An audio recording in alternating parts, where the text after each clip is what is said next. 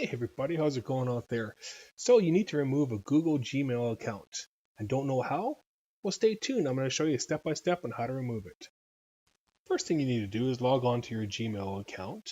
And on the top right hand corner, once you've logged on there, you're going to see a gear-like icon. I want you to click on that. That's going to give you a drop down menu. And on that, you're going to see an option there called settings. I need you to click on the settings, please. Once the setting page opens up, you're going to see their top bar there. We're looking for accounts and import. I need you to click on the accounts and import, please. Once you click on that, you're going to see there change account settings, the very first top one. And I want you to click on the link that says other Google account settings, please. This will bring you to a page there where it's actually going to say welcome and your specific username. Next, I want you to click on the icon here on the left-hand side called Data and Personalization. Once you click on that, about the middle of the page, you're going to see where a section called Download, Delete, and Make Plans for Your Data. One of those options is actually called Delete a Service on Your Account. I need you to click on that one, please. As you will see on the top there, right-hand side, it says Delete Your Google Account. I need you to click on the link where it actually says Delete Your Account as highlighted. Once you click that link, it's going to ask for your password of that specific Gmail account.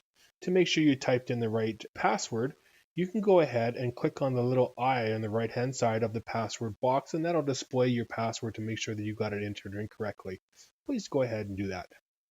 Once you've entered your password, hit the next button on the bottom right hand side. This will bring up the Delete Your Account profile.